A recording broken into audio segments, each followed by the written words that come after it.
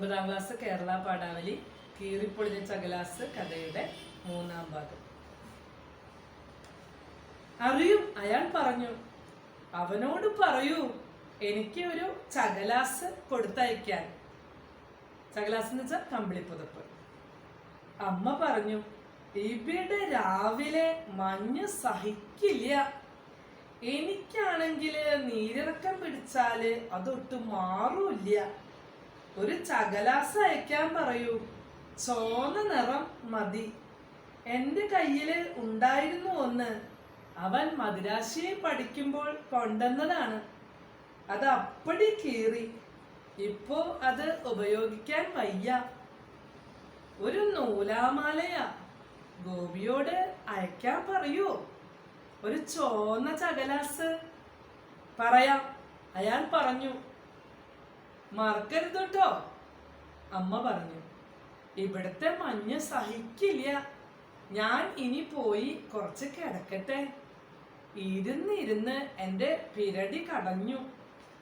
കഴുത്തിന്റെ ഭാഗമാണ് അല്ലെ പിരടി എന്ന് പറയുന്നത്. അമ്മയെ അകത്ത് കൊണ്ടുപോയി ആക്കിയതിനു ശേഷം അയാളുടെ ജ്യേഷ്ഠത്തി ഉമ്മറത്തേക്ക് മടങ്ങി വന്നു. ഗോപി എന്തിനാ വന്നിരിക്കണേ? അവൾ ചോദിച്ചു. അമ്മയെ കാണാൻ മാത്രമല്ല. അതെയോ? അവിടെ ചെലവുകൾ കൂടി കൂടി വരികയാണ്. അയാൾ പറഞ്ഞു. ഇപ്പോൾ എനിക്ക് 4 കുട്ടികളായല്ലോ. എന്റെ ശമ്പളം കൊണ്ട് ഒന്നിനും തികയുന്നില്ല. കുറച്ചൊരു അന്തസ്സിൽ ജീവിക്കുകയും വേണമല്ലോ. എന്റെ പേരിലുള്ള നിലം വിറ്റ് പണമാക്കിയാൽ അതെനിക്ക് വലിയ ഉപകാരമാവും. അതിനെപ്പറ്റി ഏട്ടത്തിയോട് സംസാരിക്കാനാണ് ഞാൻ വന്നത്. നിലം വിറ്റ് നിന്റെ ഓഹരിയും കൊണ്ട് നീ നിന്റെ പാട്ടിന് പോകും. പിന്നെ നിന്നെ ഒന്ന് കാണാനും കൂടി കഴിയില്ല. ജ്യേഷ്ഠത്തി പറഞ്ഞു. അങ്ങനെയൊന്നുമില്ല, അയാൾ പറഞ്ഞു. സൗകര്യപ്പെടുമ്പോൾ ഞാൻ വരാം. നിന്റെ സൗകര്യം, ജ്യേഷ്ഠത്തി നീരസത്തോടെ പറഞ്ഞു. 5.5 കൊല്ലം കഴിഞ്ഞപ്പോഴല്ലേ നിനക്ക് സൗകര്യം കിട്ടിയത്? അമ്മയ്ക്ക് 83 ഇന്നോ നാളെയോ എന്ന മട്ടിലാണ് ഇപ്പോഴത്തെ സ്ഥിതി. അമ്മയെ വന്ന് കാണാൻ നിനക്ക് ഇത്ര കാലം തോന്നിയില്ലല്ലോ. അമ്മയ്ക്ക് എന്നെ ഓർമ്മയില്ലല്ലോ, അയാൾ ചിരിക്കുവാൻ ശ്രമിച്ചുകൊണ്ട് പറഞ്ഞു. നിനക്ക് അമ്മയെ ഓർമ്മയുണ്ടോ ഗോപി? ജ്യേഷ്ഠത്തി ചോദിച്ചു. മാധവിക്കുട്ടിയുടെ കഥകൾ. മാധവിക്കുട്ടി എന്താണ് ഇവിടെ പറയുന്നത്? മാതൃത്വത്തെ നിഷേധിക്കുന്ന ഒരു മകന്റെ, അല്ലെങ്കിൽ ഇന്നത്തെ തലമുറയിൽ അമ്മയെ നിഷേധിക്കുന്ന ഒരു മകന്റെ മാനസികാവസ്ഥയാണ് നമ്മൾ ഈ കഥയിലൂടെ വായിച്ചു കേട്ടത്. നമുക്ക് നമ്മുടെ അമ്മമാരെ സ്നേഹിക്കാം, പരിചരിക്കാം. ക്ലാസ് താൽക്കാലികമായി പൂർണ്ണമാകുന്നു. നന്ദി, നമസ്കാരം. 9ാം ക്ലാസ് കീറിപ്പൊളിഞ്ഞ ചകലാസ് 2ാം ഭാഗം. അമ്മ എന്തിനാ ഇങ്ങനെ പേടിക്കണേ? ജ്യേഷ്ഠത്തി ചോദിച്ചു. അമ്മയ്ക്ക് ഗോപിയെ ഓർമ്മയില്ലാണ്ടായോ? അയാൾ അമ്മയുടെ നേർക്ക് കുനിഞ്ഞ് തൻ്റെ മുഖം അവരുടെ ചുക്കിച്ചുളിഞ്ഞ കവിളുകളോട് അടുപ്പിച്ചു. അമ്മേ, ഇത് ഞാനാണ്, ഗോപി, അയാൾ പറഞ്ഞു. ഗോപിയോ? എന്താ കമലം ഈ കേക്കണ്? അവന്റെ സ്കൂള് പൂട്ടിയോ? അമ്മ ചോദിച്ചു. അമ്മയ്ക്ക് ഈയിടെയായിട്ട് ഇങ്ങനെയാണ്, ജ്യേഷ്ഠത്തി പറഞ്ഞു. ചിലപ്പോ യാതൊരു ഓർമ്മയില്ല, ചിലപ്പോ നല്ല ഓർമ്മയാ. അപ്പൊ ചോദിക്കും, ഗോപിയുടെ കത്ത് വന്നോ എന്ന്. അപ്പൊ ഞാൻ പറയും, വന്നു വന്നു. ഗോപിക്കും വിമലയ്ക്കും കുട്ടികൾക്കും ഒക്കെ സുഖാണെന്ന്. 1 കൊല്ലായി കത്ത് വന്നിട്ട് എന്ന് എന്തിനാ പറയണേ? അമ്മയെ വ്യസനിപ്പിച്ചിട്ട് എന്താ കാര്യം? കഴിഞ്ഞ കൊല്ലം എനിക്ക് ഉദ്യോഗക്കയറ്റം കിട്ടി. അതിനുശേഷം എനിക്ക് എല്ലായ്പ്പോഴും പണിത്തിരക്കാണ്. സർക്കിയത്തിനും പോണം. കത്തെഴുതാൻ സമയം കിട്ടാറില്ല. അയാൾ പറഞ്ഞു. എന്നാൽ വിമലയെ കൊണ്ട് എഴുതിച്ചൂടെ? ജ്യേഷ്ഠത്തി ചോദിച്ചു. അതോ അവൾക്കുണ്ടോ ഈ പണിത്തിരക്ക്? ആരോടാ നീ ഇങ്ങനെ പിറുപിറുക്കണത്? അമ്മ ചോദിച്ചു. ആരാ കാറിൽ വന്നിരിക്കണ്? ഞാൻ പറഞ്ഞില്ലേ ഗോപിയാണെന്ന്, ജ്യേഷ്ഠത്തി ചോദിച്ചു. ഗോപിയോ? അവൻ ഡൽഹിയിലല്ലേ? അമ്മ ചോദിച്ചു. അതെ, ഞാൻ ഡൽഹിന്ന് വന്നതാണ് അമ്മേ, അയാൾ പറഞ്ഞു. ആരെയാ ഗോപി കല്യാണം കഴിച്ചിരിക്കണേ? അമ്മ സ്വരം താഴ്ത്തിക്കൊണ്ട് മകളോട് ചോദിച്ചു. ആരാ അവന്റെ ഭാര്യ? വിമല. ഓർമ്മയില്ലേ അമ്മയ്ക്ക്? ജ്യേഷ്ഠത്തി ചോദിച്ചു. അമ്മ വിമലയെ മറന്നുവോ? കളക്ടർ നമ്പ്യാരുടെ മൂത്ത മകള് വിമല. ഞാൻ ആ പേര് മറന്നു, അമ്മ പറഞ്ഞു. ഗോപിയുടെ കത്ത് വന്നുവോ കമലം? ഇന്നും കത്ത് വന്നില്ലേ?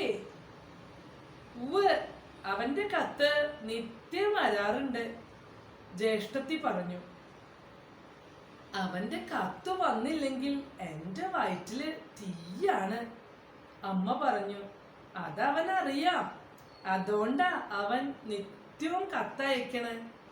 ഞാൻ പറഞ്ഞില്ലേ, ജ്യേഷ്ഠത്തി അയാളുടെ നേരെ തിരിഞ്ഞുകൊണ്ട് ചോദിച്ചു.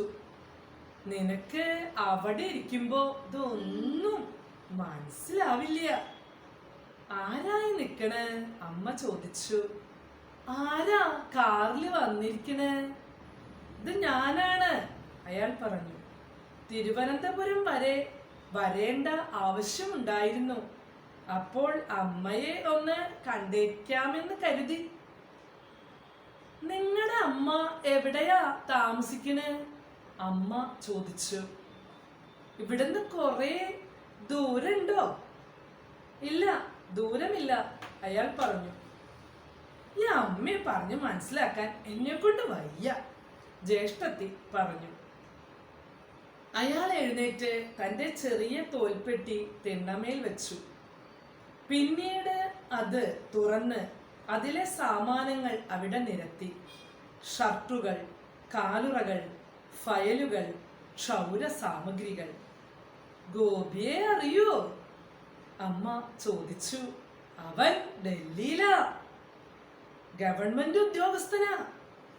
അവന് കേസരിയോഗമുണ്ട്, അതുകൊണ്ടാ ഇങ്ങനെ അടിക്കടി കയറ്റം.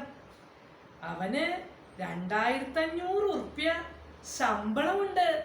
അവന് അറിയില്ലേ? അറിയും, അയാൾ പറഞ്ഞു. അവനോട് പറയൂ എനിക്ക് ഒരു ചകലാസ് കൊടുത്തയക്കാൻ.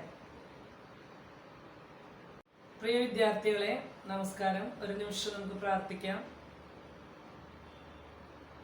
9ാം ക്ലാസ്സിന്റെ കേരള പാഠാവലി ഭാഗം 1.